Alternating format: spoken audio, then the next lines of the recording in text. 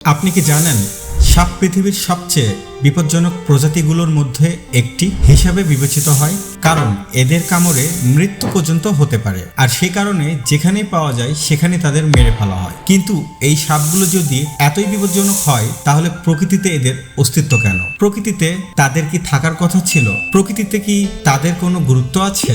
আর সাপ বিলুপ্ত হয়ে গেলে পরিবেশের কোনো ভারসাম্যহীনতা হবে কি? এই ভিডিওতে আমরা চেষ্টা করব এই কয়েকটি প্রশ্নের উত্তর দেওয়া। তবে প্রথমত আসুন সাপ সম্পর্কে কিছু প্রাথমিক তথ্যের সাথে পরিচিত হই। পৃথিবীতে ৩,৪০০টিরও বেশি সাপের প্রজাতি রয়েছে। এই পৃথিবীতে সাপগুলি বিভিন্ন রং, আকার এবং প্রকারে পাওয়া যায়। এগুলি কেঁচোর মতো ছোট হতে পারে, আবার অন্যদিকে ৬ মিটার পর্যন্ত লম্বা হতে পারে। বেশিরভাগ প্রজাতির সাপই ডিম পাড়তে পারে, কিন্তু কিছু প্রজাতি সরাসরি সাপ বা সাপের বাচ্চার জন্ম দেয়, যেমন রাসেল ভাইপার। সবচেয়ে বড় প্রজাতির সাপ হলো রেটিকুলেটেড পাইথন। তাদের দৈর্ঘ্য ৬ মিটার পর্যন্ত হতে পারে এবং তাদের ওজন প্রায় ১১২ কেজি পর্যন্ত হতে পারে। সবচেয়ে ছোট প্রজাতির সাপকে বার্বাডোস থ্রেড স্নেক বলা হয়। নিবন্ধিত তাদের দীর্ঘতম দৈর্ঘ্য মাত্র ৪.০৯ ইঞ্চি পর্যন্ত এবং তাদের ওজন মাত্র ০.৬ গ্রাম। কিন্তু দুর্ভাগ্যক্রমে তারা এখন একটি বিপন্ন প্রজাতি। এই প্রাণীগুলি দেখতে যতটা আশ্চর্যজনক, তাদের বৈশিষ্ট্যগুলিও আকর্ষণীয়। তাহলে চলুন জেনে নেওয়া যাক তাদের কিছু আশ্চর্যজনক তথ্য। অ্যামেজিং ফ্যাক্ট নাম্বার 1, সাপ তাদের জিভ ব্যবহার করে ঘ্রাণ নেয়। যদিও সাপের নাকের ছিদ্র থাকে যা তারা শ্বাস নিতে ব্যবহার করে, সাপের একটি বিশেষ অঙ্গ থাকে যা জ্যাকবসনের অঙ্গ নামে পরিচিত।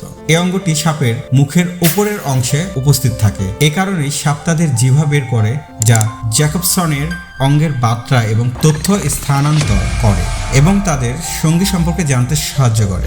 ফ্যাক্ট নাম্বার 2, সাপ শোনার জন্য তাদের চোয়াল ব্যবহার করে। কারণ সাপ বেশিরভাগই মাটিতে হামাগুড়ি দেয়, তাদের চোয়াল ক্রমাগত মাটির সংস্পর্শে থাকে। সাপের চোয়াল বেশ সংবেদনশীল এবং তারা তাদের শ্রবণ শক্তির সাথে যুক্ত।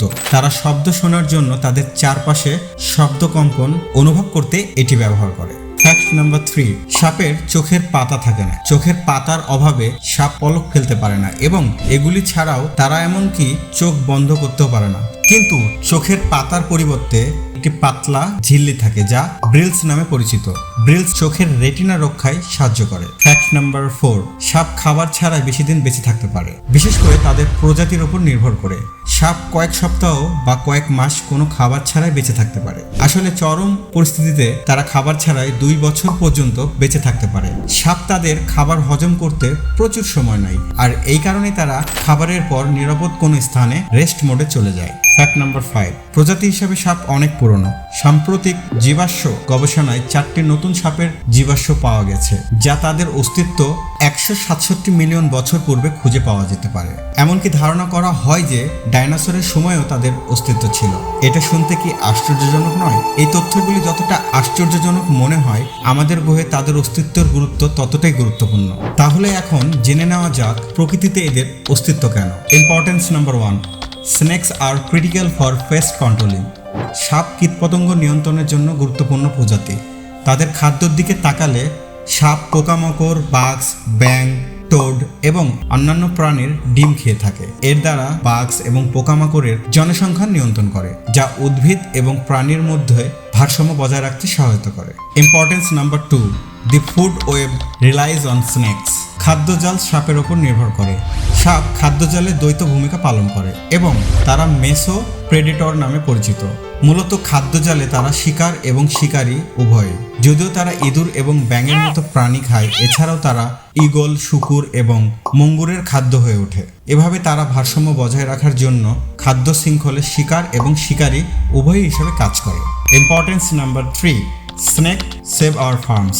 সাপ আমাদের খামার রক্ষা করে। ইঁদুর একটি সাপের খাদ্যের সবচেয়ে বড় অংশ।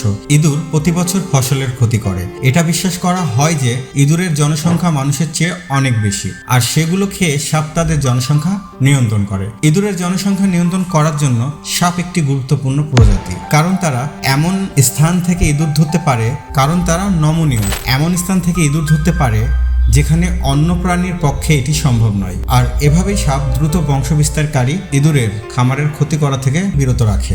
এত গুরুত্ব থাকার পরেও আজ 100টিরও বেশি প্রজাতি সাপ বিপন্ন হয় বা সমালোচনামূলকভাবে তালিকাভুক্ত। আর এর পেছনে দুটি প্রধান কারণ রয়েছে।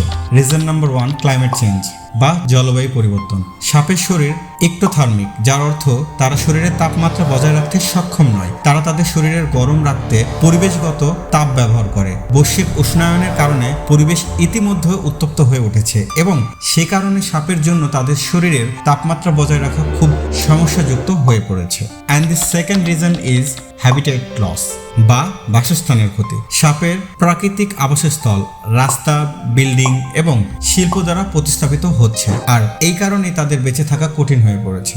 এছাড়াও তাদের সাথে সম্পর্কিত কুসংস্কার এবং ভয়ের কারণে প্রতিনিয়ত তাদের মেরে ফেলা হচ্ছে। তাই সবচেয়ে গুরুত্বপূর্ণ বিষয় হলো মানুষকে তাদের গুরুত্ব সম্পর্কে সচেতন করুন, যাতে এই বিপন্ন প্রাণীকে বাঁচানো যায়। সুতরাং আপনি যদি মনে করেন যে আপনি এই ভিডিওটি থেকে নতুন কিছু শিখতে পেরেছেন, তবে এটি আরো বেশি সংখ্যক লোকের সাথে শেয়ার করুন, যাতে তাদের সাপের গুরুত্ব সম্পর্কে সচেতন করা যায়, যাতে আরো বেশি মানুষ তাদের গুরুত্ব সম্পর্কে জানতে পারে। কারণ যত বেশি মানুষ সাপের গুরুত্ব সম্পর্কে জানতে পারবে, তত দ্রুত আমরা এই বিপন্ন প্রজাতিটিকে বাঁচাতে পারবো। ধন্যবাদ। আজকের ভিডিওটি এতটুকুই। দেখা হচ্ছে পরবর্তী ভিডিওতে।